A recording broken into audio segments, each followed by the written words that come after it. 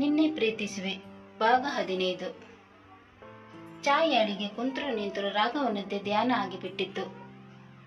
ರಾಘವನನ್ನು ಹೇಗಾದರೂ ತನ್ನ ಬಲೆಗೆ ಬೀಳಿಸಬೇಕು ಅಂತ ಹೊಂಚು ಹಾಕುತ್ತಿದ್ದಳು. ಈ ರಾಘವ್ ಸಿಗೋದೇ ಇಲ್ಲ ಅಂತಾನೆ. ಎಷ್ಟು ದಿನದಿಂದ ಅವನಿಗೋಸ್ಕರ ಅವನ ಆಫೀಸ್ ಹತ್ರನೇ ಕಾಯ್ತಾ ಇದ್ದೆ. ಆದ್ರೆ ಅವನು ನನ್ನ ಕಡೆ ನೋಡುದೇ ಇಲ್ಲ ಅಂತಾನೆ. ನಾನು ಬಿಟ್ಟು ಹೋಗಿದ್ದಕ್ಕೆ ನನ್ನ ಮೇಲೆ ಕೋಪ ಇರಬೇಕು. ಇರ್ಲಿ, ಎಷ್ಟು ದಿನ ನನ್ನನ್ನು ಅವಾಯ್ಡ್ ಮಾಡ್ತಾನೆ ನೋಡ್ಬೇಕು.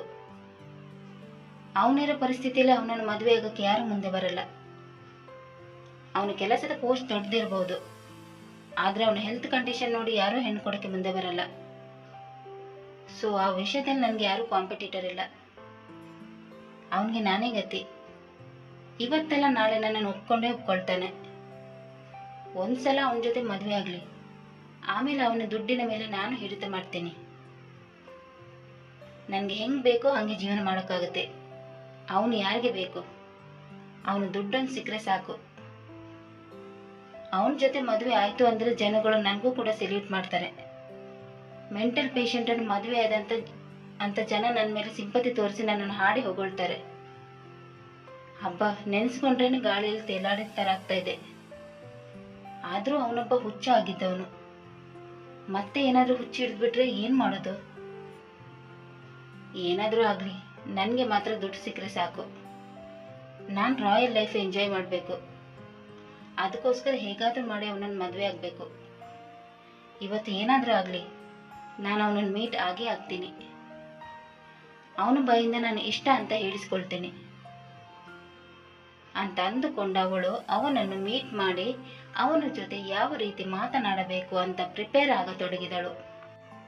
ಸಾಯಂಕಾಲ ಆಗುವುದನ್ನೇ ಕಾದುಕೊಂಡು ಕುಳಿತಿದ್ದ ಅವಳು ಅವನು ಆಫೀಸು ಮುಗಿಸಿ ಹೊರಗಡೆ ಬರಬೇಕು ಅಷ್ಟರಲ್ಲಿ ಅವನ ಹತ್ತಿರ ಓಡಿ ಬರತೊಡಗಿದಳು. ಅಷ್ಟರಲ್ಲಿ ಬರುತ್ತಿದ್ದವರಲ್ಲಿ ಒಬ್ಬರಿಗೆ ಡಿಕ್ಕಿ ಹೊಡೆದು ಅಲ್ಲೇ ಬಿದ್ದು ಬಿಟ್ಟಳು. ಇನ್ನೇನು ಅವಳು ಎದ್ದು ರಾಘವನ ಹತ್ತಿರ ಹೋಗಬೇಕು.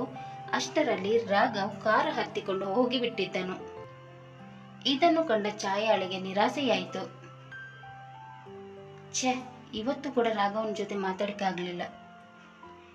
ಆ ಹಾಳಾದ ಮುದಿಗೂಬೆ ಡಿಕ್ಕಿ ಹೊಡೆದಿಲ್ಲ ಅಂದಿದ್ರೆ ನಾನು ಆಗ್ಲೇ ರಾಘವನ ಹತ್ರ ಹೋಗಿ ಅವನ ಜೊತೆ ಮಾತನಾಡ್ಬೋದಿತ್ತು. ನನ್ನ ಪ್ಲಾನ್ ಎಲ್ಲ ಫ್ಲಾಪ್ ಆಯಿತು. ಇನ್ನು ನಾಳೆನೇ ಆಯಿತು ಅವನನ್ನು ಮೀಟ್ ಮಾಡೋದು. ನಾಳೆ ಸಿಗ್ತಾನೋ ಇಲ್ವೋ ಅದು ಕೂಡ ಗೊತ್ತಿಲ್ಲ.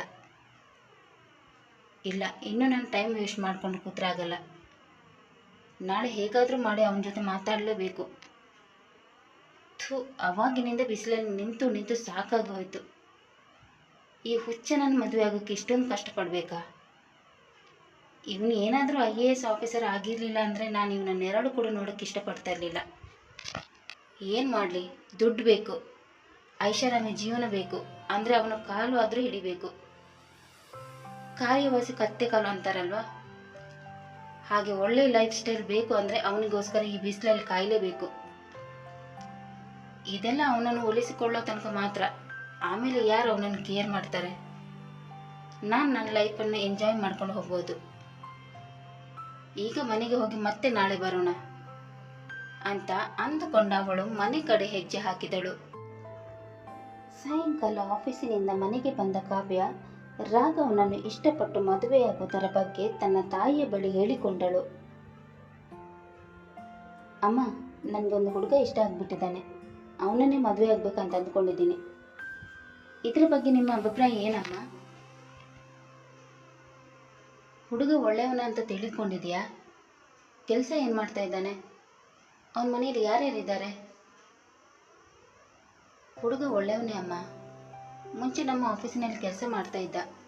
ಈಗ IAS ಆಫೀಸರ್ ಆಗಿದ್ದಾನೆ.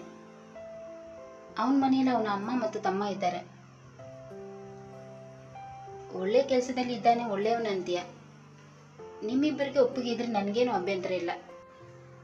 ಅಮ್ಮ, ಅದು ಅವನು ಮುಂಚೆ ಒಂದು ಹುಡುಗಿಯನ್ನು ಪ್ರೀತಿ ಮಾಡಿ ಮಾನಸಿಕ ಸಂತುಲನವನ್ನು ಕಳೆದುಕೊಂಡಿದ್ನು.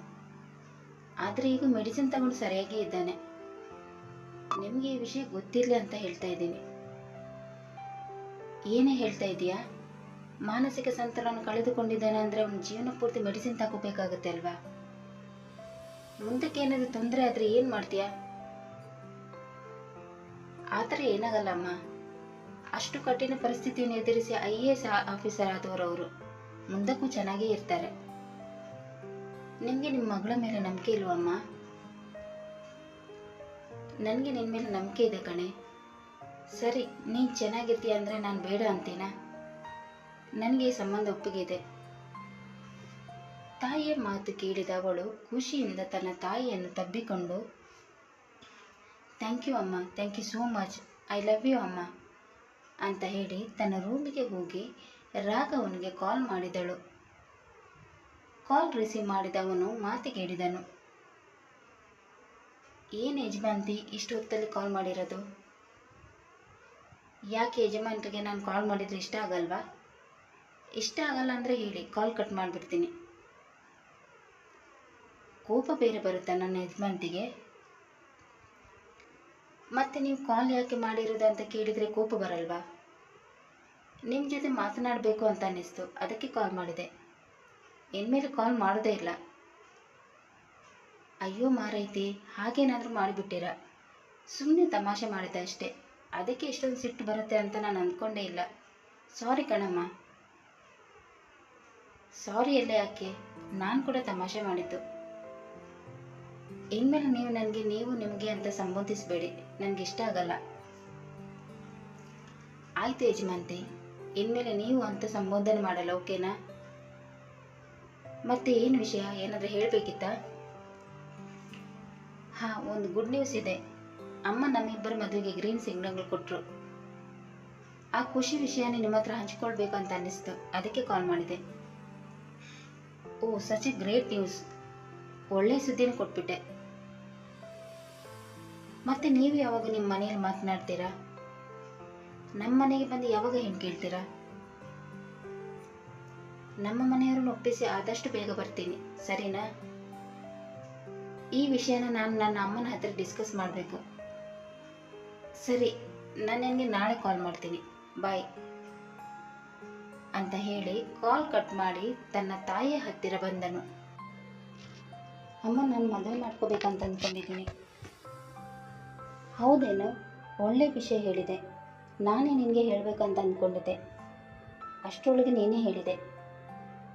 ನಾನು ನಾಳೆನೇ ಬ್ರೋಕರಿಗೆ ಹೇಳಿ ಹುಡುಗಿ ಹುಡುಕೋಕ್ಕೆ ಹೇಳ್ತೀನಿ. ಬ್ರೋಕರಿಗೆ ಹೇಳೋದು ಬೇಡ ಅಮ್ಮ, ನಾನು ಆಲ್ರೆಡಿ ಒಂದು ಹುಡುಗಿನ ಇಷ್ಟಪಡ್ತಾ ಇದ್ದೀನಿ. ಅವಳ ಅಮ್ಮ ನಮ್ಮಿಬ್ಬರ ಮದುವೆಗೆ ಒಪ್ಪಿಗೆ ಸೂಚಿಸಿದ್ದಾರೆ. ಇನ್ನು ನೀವು ಒಪ್ಪೋದೊಂದೇ ಬಾಕಿ. ಯಾರು ಹುಡುಗಿ? ಸರಿಯಾಗಿ ಅವಳ ಬಗ್ಗೆ ತಿಳಿದುಕೊಂಡಿದ್ಯಾ ತಾನೆ? ನಿನ್ನ ದುಡ್ಡಿನ ಹಿಂದೆ ಬಿದ್ದು ನಿನ್ನನ್ನು ಮದುವೆಯಾಗಿ ಒಪ್ಪಿಲ್ಲ ತಾನೆ? ಇಲ್ಲ ಅಮ್ಮ, ಅವಳು ಆ ಥರದವಳಲ್ಲ. ನಾನು ಮುಂಚೆ ಇನ್ಶೂರೆನ್ಸ್ ಆಫೀಸಲ್ಲಿ ಕೆಲಸ ಮಾಡ್ತಿದ್ದೆ ಅಲ್ವಾ, ಅಲ್ಲೇ ಪರಿಚಯ ಆದವಳು. ಮೊದಲಿಂದಲೂ ನನ್ನ ಹಿಂದೆ ಬಿದ್ದಿದ್ಲು. ನನಗೆ ಮೆಂಟಲ್ ಪ್ರಾಬ್ಲಮ್ ಇದೆ ಅಂತ ಗೊತ್ತಿದ್ದರೂ ಕೂಡ ನನ್ನನ್ನು ಮದುವೆಯಾಗಿ ಒಪ್ಪಿದ್ಲು. ಆದರೆ ನಾನೇ ಅವಳನ್ನು ಇಗ್ನೋರ್ ಮಾಡ್ತಾ ಇದ್ದೆ. ನಾನು IAS ಆಫೀಸರ್ ಆದ ಮೇಲೆ ನನ್ನ ಜೊತೆ ಮಾತನಾಡೋದನ್ನೇ ನಿಲ್ಲಿಸಿದ್ಲು. ಅವಳಿಗೆ ದುಡ್ಡಿಗಿಂತ ಪ್ರೀತಿನೇ ಮುಖ್ಯ ಅಮ್ಮ. ಅವಳು ಯಾವತ್ತೂ ದುಡ್ಡಿನ ಹಿಂದೆ ಬಿದ್ದವಳಲ್ಲ. ನಾನೇ ಅವಳಿಗೆ ಪ್ರಪೋಸ್ ಮಾಡಿದ್ದೆ ಕೂಡ. ನಾನು ಪ್ರಪೋಸ್ ಮಾಡಿದ ಮೇಲೆ ನನ್ನನ್ನು ಒಪ್ಪಿಕೊಂಡಿದ್ಲು. ಈಗ ಹೇಳಿ ಅಮ್ಮ, ನಾವು ಹುಡುಕಿದ್ರೂ ಇಷ್ಟು ಒಳ್ಳೆಯ ಹುಡುಗಿ ನಮಗೆ ಸಿಗ್ತಿಲ್ಲ. ಅವಳು ತುಂಬ ಒಳ್ಳೆಯವಳು, ಒಪ್ಕೊಂಡು ಬಿಡಿ ಅಮ್ಮ. ಸರಿ, ನಿನಗೆ ಇಷ್ಟ ಆದರೆ ನನಗೂ ಕೂಡ ಓಕೆನೆ. ಆದಷ್ಟು ಬೇಗ ಅವ್ರ ಮನೆಗೆ ಹೋಗಿ ಹೆಣ್ಣು ನೋಡುವ ಶಾಸ್ತ್ರ ಮಾಡಿ ಆಮೇಲೆ ಮದುವೆ ಡೇಟ್ ಫಿಕ್ಸ್ ಮಾಡೋಣ. ಶಶಾಂಕಿಗೆ ಹೇಳಿದೆಯೇನೋ? ಇಲ್ಲಮ್ಮ, ಇನ್ನೂ ಹೇಳಿಲ್ಲ, ಆಮೇಲೆ ಹೇಳ್ತೀನಿ. ಮೊದಲು ಅವನಿಗೆ ಹೇಳು, ಅವನ ಋಣ ನಮ್ಮ ಮೇಲೆ ತುಂಬಾ ಇದೆ. ಆಯಿತು ಅಮ್ಮ ಅಂತ ಹೇಳಿ ಅವನು ಶಶಾಂಕನಿಗೆ ಕಾಲ್ ಮಾಡಿ ವಿಷಯವನ್ನೆಲ್ಲ ತಿಳಿಸಿದನು. ವಿಷಯ ತಿಳಿದ ಅವನು ತುಂಬಾ ಸಂತೋಷಗೊಂಡನು. ತನ್ನ ಮನೆಯವರು ಮದುವೆಗೆ ಸಮ್ಮತಿ ಸೂಚಿಸಿದ್ದನ್ನು ರಾಘವ್ ಕಾವೇಳಿಗೆ ಕಾಲ್ ಮಾಡಿ ತಿಳಿಸಿದನು.